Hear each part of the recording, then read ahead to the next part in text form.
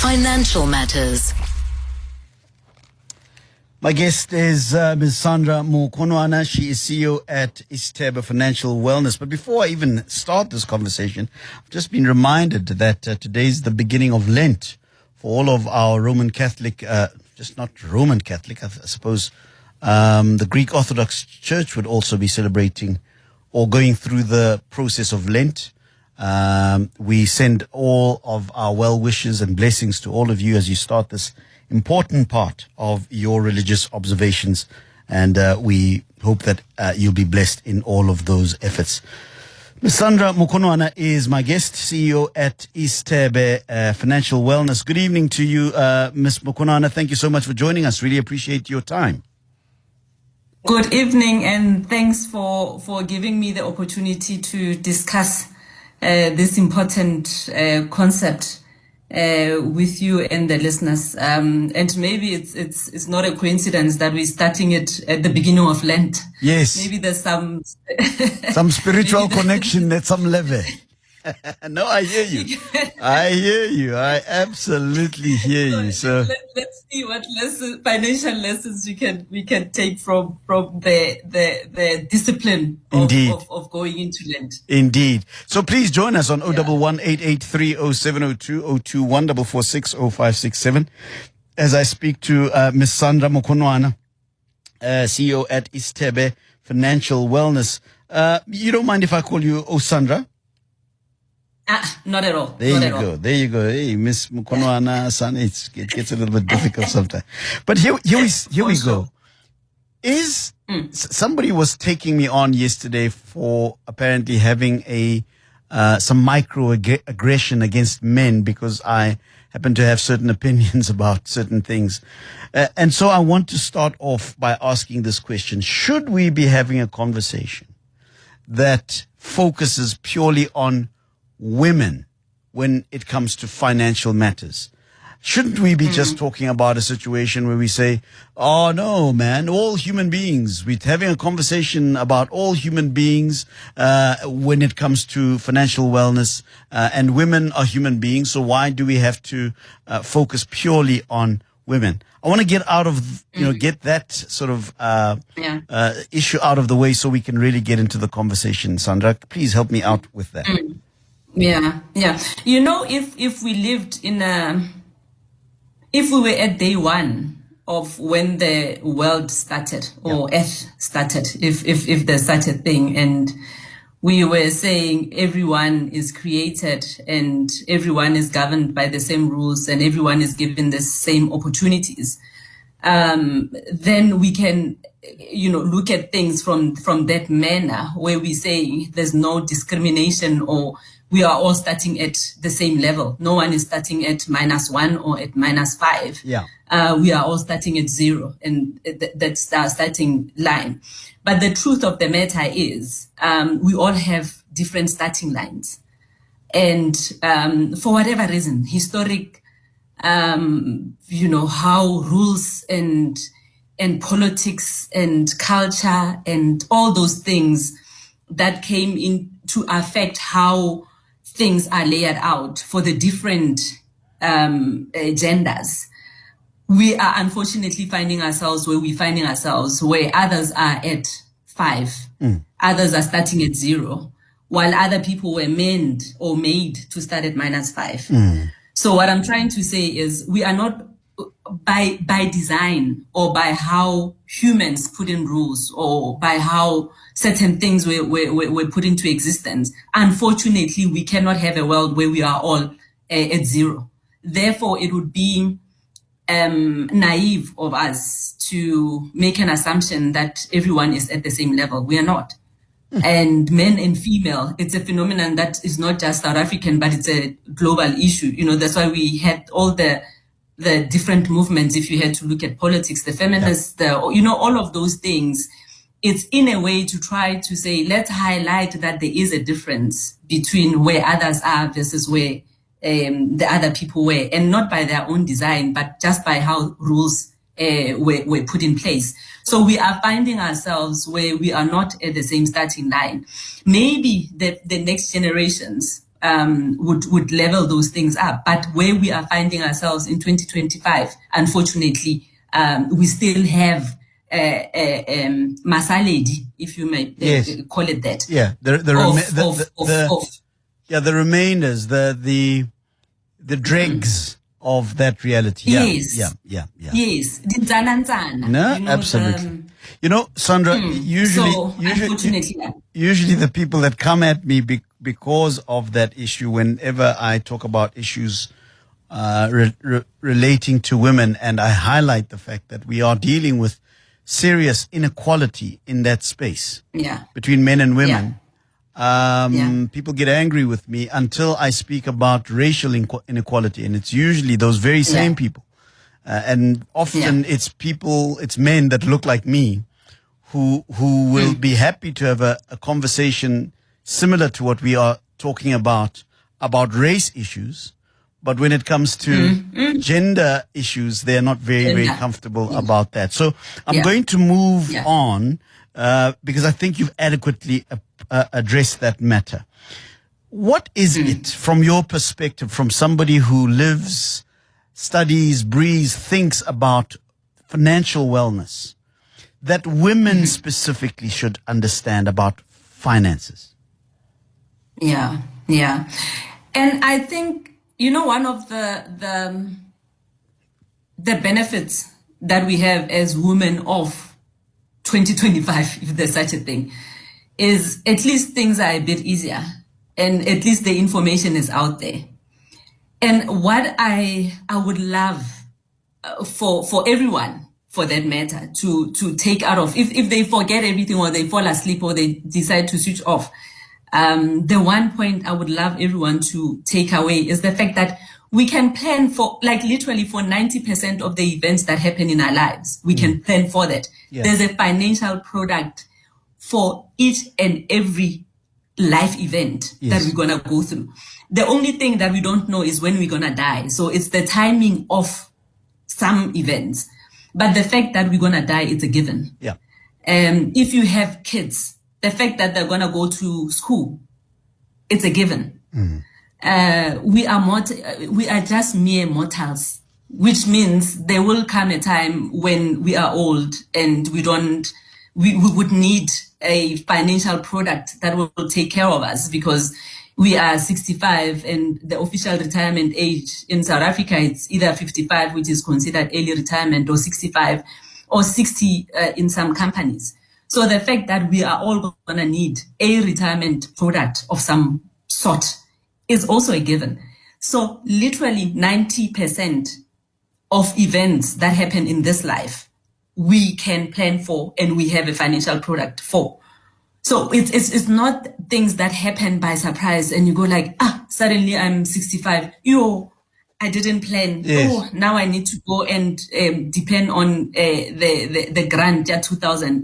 If we can't function at full salary now, what's going to happen when we are now at retirement and we only have 2,000 rand grant that we're getting?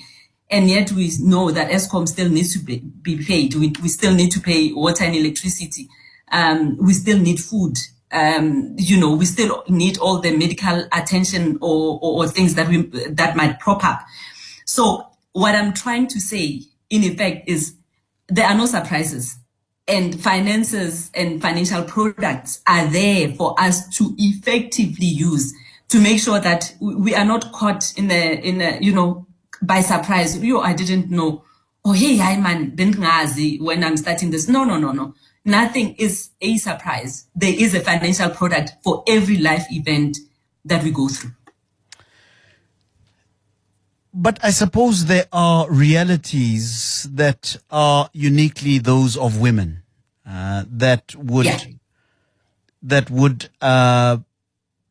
have to sort of be discussed in a way that involves, how they then deal with money. So, for example, pregnancy, at least as far as I know, at this stage, is still the domain of women.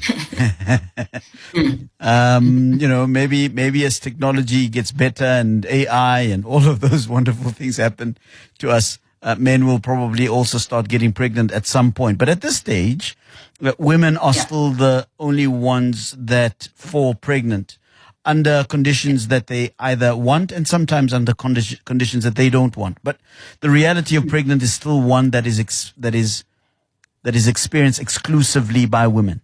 I want us to talk about that and money and how women should be thinking about the reality of that moment and how it pertains to their money. How do you think about that? Yeah. And maybe let me on this one, let me put layers, if you don't mind. Sure. Layers for because it's a term that's out there and I actually like it, of privilege.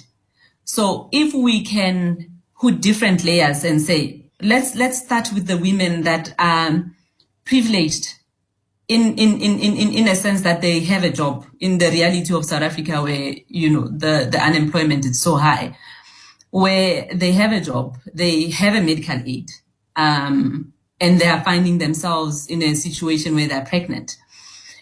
For those women, again, they at least can afford a medical aid. UIF usually would kick in where the employer doesn't. So you'd find that certain employers would say, we will cover your salary for the first whatever months, the remainder, then you would have to claim from UIF in terms of the pregnancy benefits. Yeah. So still, there is a financial product that takes you through the process. Yes. For women that are working class women. Where the issues come in of affordability, it's then when someone is not employed and they're finding themselves in a situation where they are government dependent, then that becomes a different story altogether, where then it's a, how functional is a government system in terms of making sure that this woman will be taken care of when it comes issues of labor. This woman would be taken care of in terms of the child grants. But those are like what you're saying, it's specific to women, but still there are certain buffers or financial guidance or support that is provided depending on which level you are at. Are you employed? Are the benefits at work? So again, it's very important for women to also check, even when we're changing jobs, because sometimes we change jobs and we think, oh, no, I get a better salary there, as in I look at the money that's left and gets into my bank account, but without looking, what are the employee benefits? If I am employed at 702 versus going to Isithebe, what's the employee benefits going to be like? Do I get medical aid on this side versus where if I move over to Isithebe, there's no medical benefits. Everything has to be out of pocket. So sometimes even when we change jobs, we mustn't be excited that I'm now getting a bigger salary. Yes. We must also start looking at the employee benefits structures of the different employers to say, okay, in as much as I'll get 1,000 rand extra, but then there's no medical aid costs. If I fall pregnant, I won't be covered. If all of those things that might be excluded in the package from a different from the new employer, you need to then be consciously aware of how it will affect you financially if you then take on that job. Give us a call, 011-883-0702. If you're a woman, if you have women in your life, this is the show that you need to perhaps get involved by asking the questions that you need answered around the issue of money and women. The 8th of March is World or International Women's Day. We celebrate Women's Day on the 9th of March in South Africa, domestically or nationally.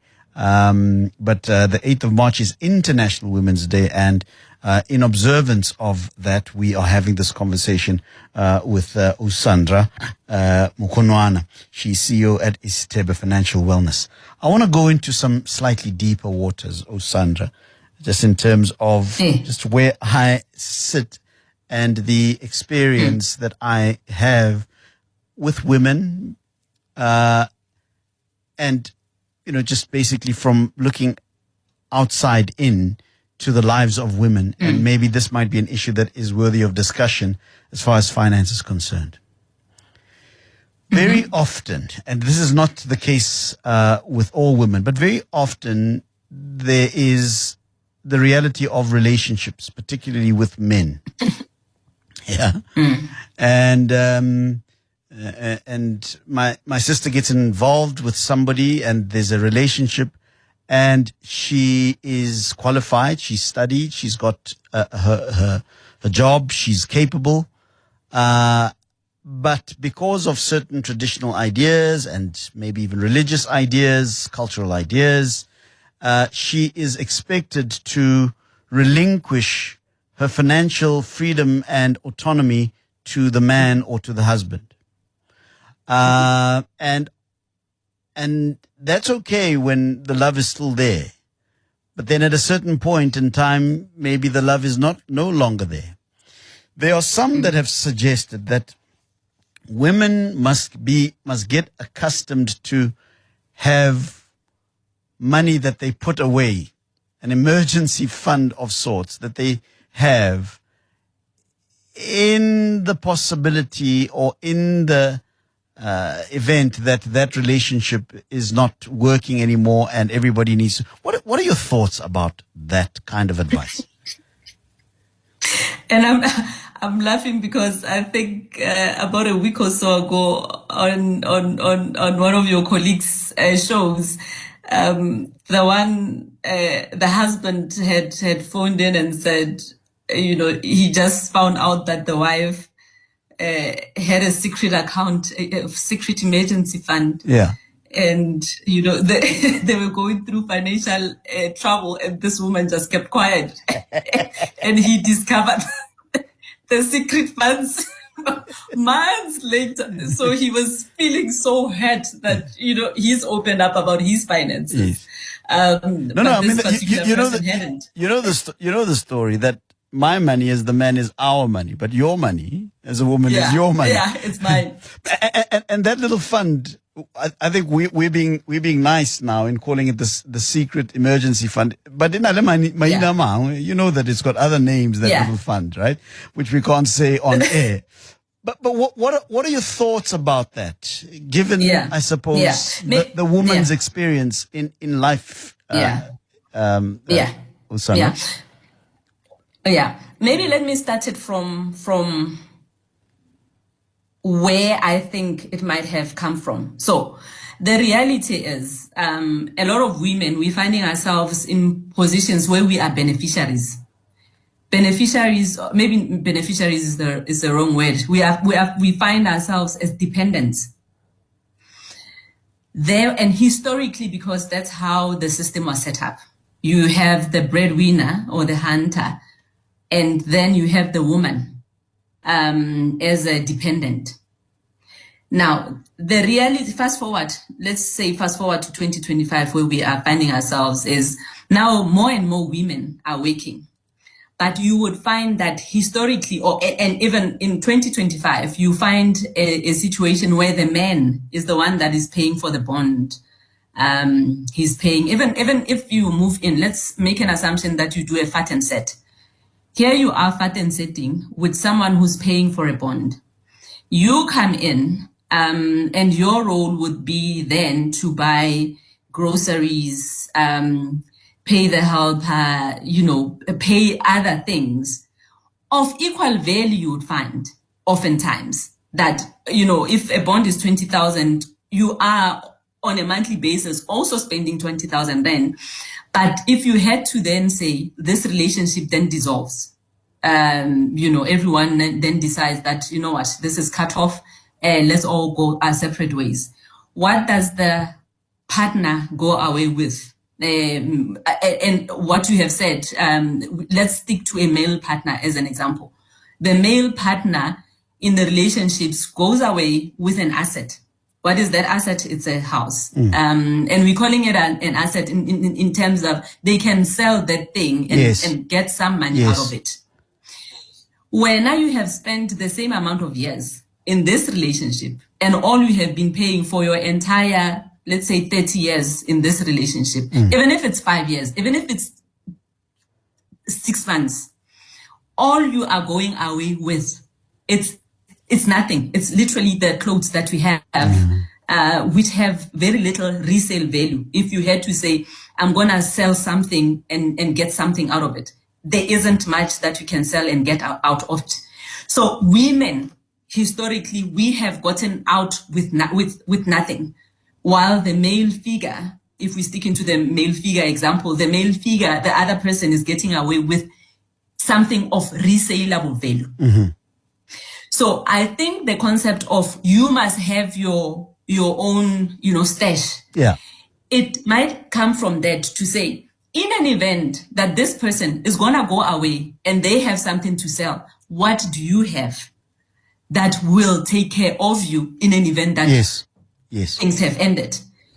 And the reality in South Africa specifically is the fact that if there are then kids, chances are these kids will go with the female partner, the mother in this scenario. So here you are with nothing of value that you can sell, and also you have these dependents that you financially need to take care of. So the reality again is those imbalances. It's then all of those things that then necessitate or has come to this phenomenon of saying, Yes. Have a stash, have something that should things go wrong, you then you can still provide for yourself. You can still, because if things end, and here we're staying in Sandton, suddenly I need to go and stay ko Khabalazane and kids need to go to Khabalazane primary. Yeah. What's the reality of that? Yeah. So I don't think it comes out of maliciousness, but it comes out of the reality of most women when relationships end. Should we not be encouraging it so that it doesn't appear that it is an underhanded, unethical form of behavior? Shouldn't it be encouraged in the general sort of conversation, in the general discourse, to say, look, so that we don't have a situation where you look at each other with a bombastic side eye, and say, "Amaro, what I'm trying to say is that I know Chris is a married man. I'm a married man, and I have been the beneficiary of the stash, right? Yeah. And maybe that's just because I'm such a bad financial person. My wife is far better than me at handling money. But I've been in situations where I thought that everything is finished. 20 randa petrol spending, I think. Yeah. But the stash would make a super appearance, right? Yeah. And at that moment, when the stash makes a super appearance, it's the most beautiful thing. It's the most, maybe 3 years down the line, we'll ask the question at that romantic dinner, Maroena, tell me more about. Absolutely. But when the stash makes that heroic, beautiful appearance during that moment of crisis, we're very thankful. So shouldn't we rather encourage the stash? Shouldn't we encourage the idea that says, look, you practice discretion over the idea of the emergency stash beyond the emergency fund of the family, so that you are able to come in those moments. I mean, so that we don't have that situation where we say, well, now yeah. You know what it's all okay. Let's effect. One of the biggest reasons people divorce is finances. Yeah. That's a fact. Yeah. And it's that high up in the hierarchy or the reasons why people separate. But it's so weird that none of us, even when we are courting, do we then have a discussion that says, hey, Motabatu, can you come with your credit report? Yes. There was a time when everyone was encouraging that before use of condoms and testing for HIV before, it had normalized in relationships that you don't have unprotected sex up until a certain point where you have confirmed what the state, your status is, the other person's, the openness of those things. Yes. Yet in finances, we haven't transitioned to a point where we can say openly, this is where I'm at. Yeah. This is my credit report. Because a credit report is one of the most, open. It's your life. It's who you are. Yes. It's your burdens. It's Yes. Yes. And yet these are things that we still don't discuss. We still don't bring up. Yeah. It's still, a taboo. It's things that we need. When we do our workshops, I always say, how many married individuals can openly say, my partner knows my salary slip. They know how much I earn. They know what I take home. They know what's in my bank account. How many of us can openly, hand on heart, say, Mina, my partner, knows? Because those are things that we need to start normalizing. If we're going to be changing the financial narrative of our kids, what is it that we are modeling? What is it that it's almost saying, one wants to go to Durban, the other one wants to go to New York. We will never find a common point because none of us are open about what we are doing. We all have our secret corners. Hey, this one, hey, should they live? And even in the type of marriages that I even wonder if we understand the financial implications of marriages that we get into, we are so blinded by love. Yeah. Is it love? Is it faith? Is it that we then overlook and say, credit report, how are they going to be looking at me? Maybe they will call me names. Oh, hey, man, I was at a church meeting when Sandra, to be honest with you, I was at a church meeting and the big Ntikoni up in front, yes. the main yeah. The second citizen after the past. This guy was brutal. He came out and he said, women must now ask some hardcore questions, especially at the courting stage, because at the courting stage, there is still elasticity in what can be permissible or what cannot be permissible. You still want me. So in that space, it's probably the best time for those kinds of possibly sensitive conversations to be had, because the lubrication in that space is the fact that there's still that love and there's still that desire and all of those kinds of interest. I understand. Yeah. And this guy went as far as saying, hey, Muna, you must be able to go as far as saying, I want to see your HIV your HIV status. I want to see your medical, your last medical checkup. I want to see your credit score. I want to know, have you always been a man? No, I remember him saying that, and I thought to myself, but this is probably going to break the sense of romance. And he said that it is in that moment that we should be having those kinds of frank talks so that we can then get them out of the way and get on with our romance.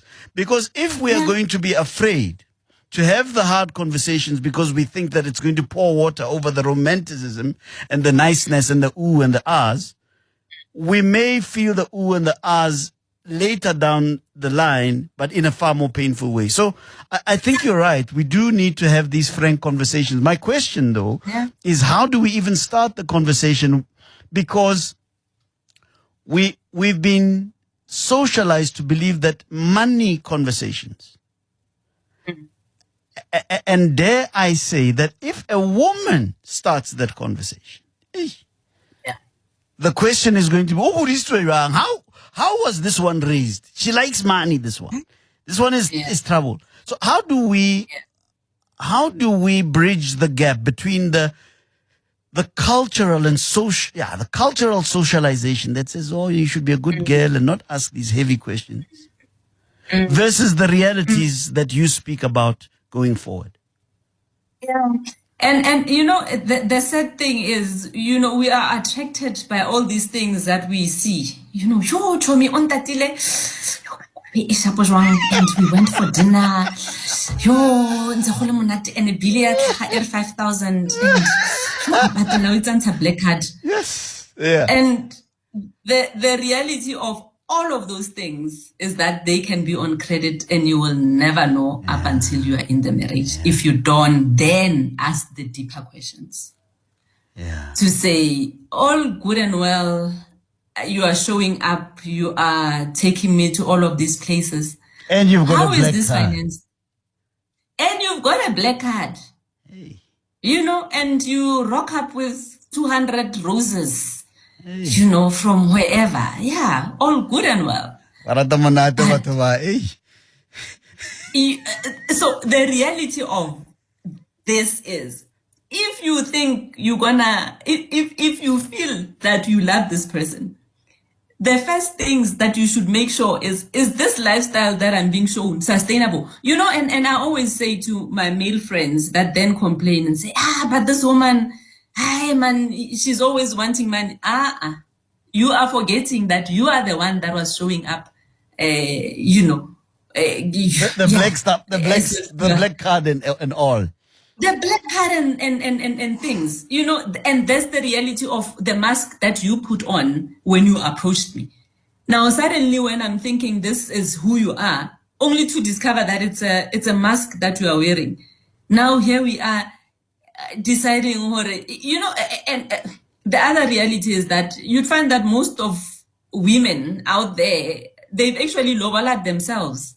Yeah. Because you might find the gent actually use a credit card to pay the lobola, knowing that once they are married, it's ours, it's our debt. We need to find a way. So those are the sad realities if we decide to bury our heads and make an assumption as if we don't know. These are the realities that we are in. This is information that is out there.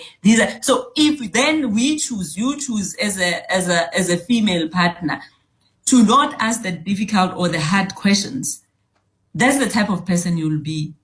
So you choose your pain. Do you want the pain 20 years down the line when there's now dependence and, you know, you are now even crying for the time that you've spent. So it's not even just the financial cost. It's a time lost issue. Or would you rather, you know, do a quick checklist, tick, no, this doesn't, okay, no, bruh, we tried. I don't think it will work. You know, so it's as individuals, we can't now start continuing the same narrative and plead ignorance. No, can't, no, you know that these things can be financed on credit. Just make sure that,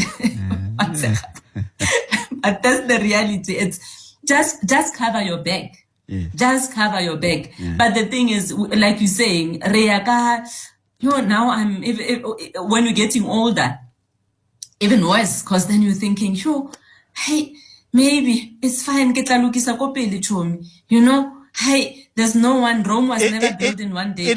It appears, Sandra, that the conversation we're having now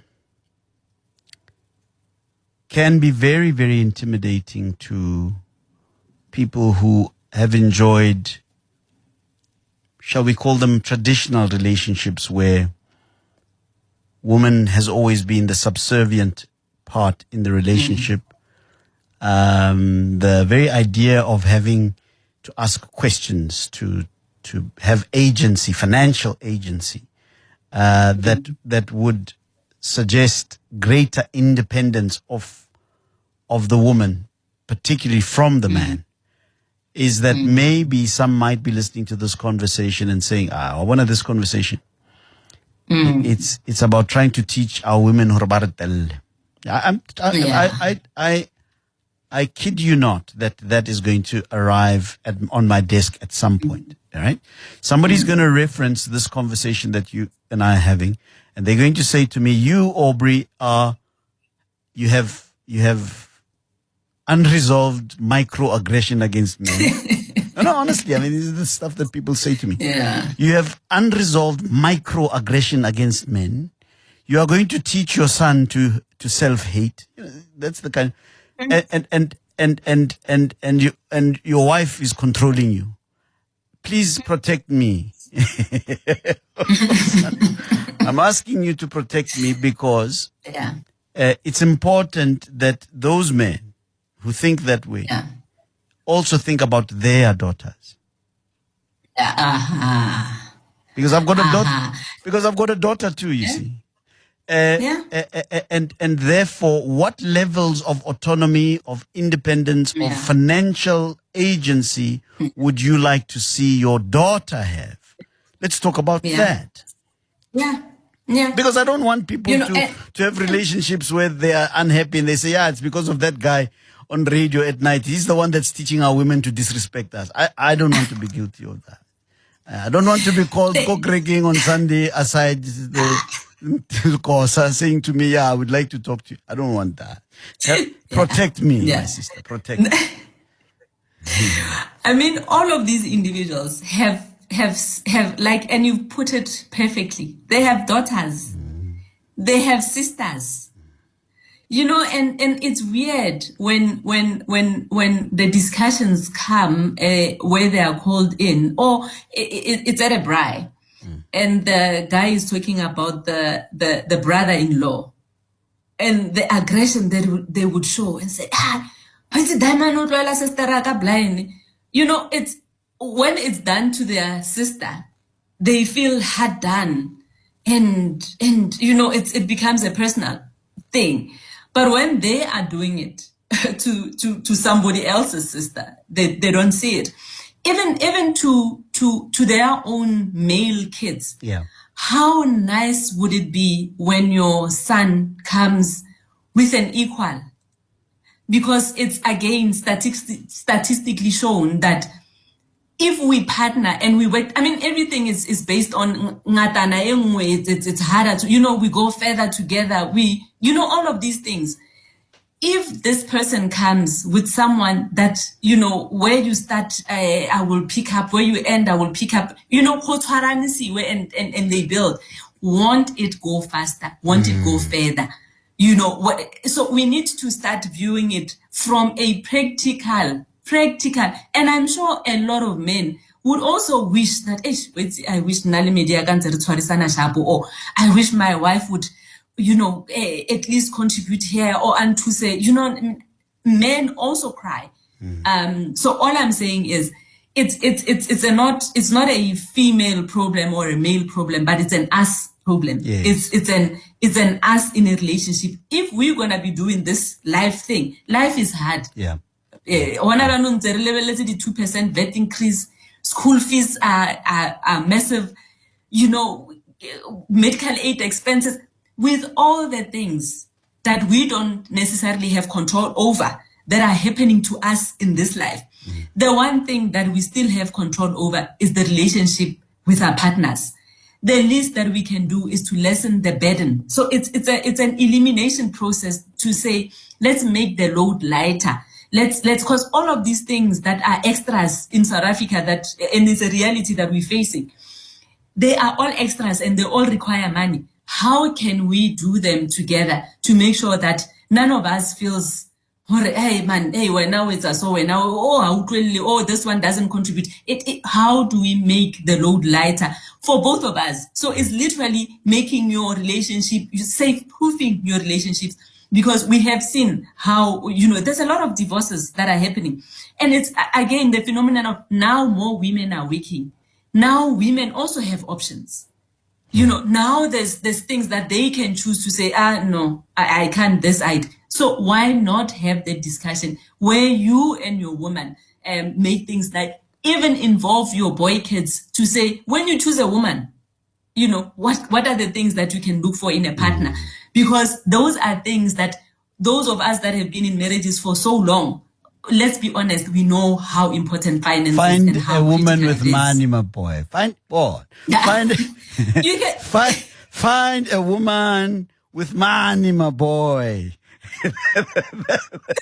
Why are we shying away from it? Yes. Let it be a normal discussion. I absolutely hear you. What I'm hearing, Sandra, from this conversation as we close, is that we just need to be authentic and true to ourselves, whether you're a man or a woman, but most specifically to women. Be authentic, true to yourself, and true to your understanding of your circumstances when it comes to your finances. Don't cower. Don't play dumb.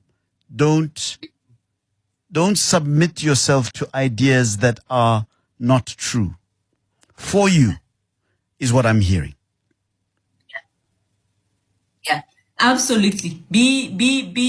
Don't let the noise, because sometimes it's just noise. It is just noise.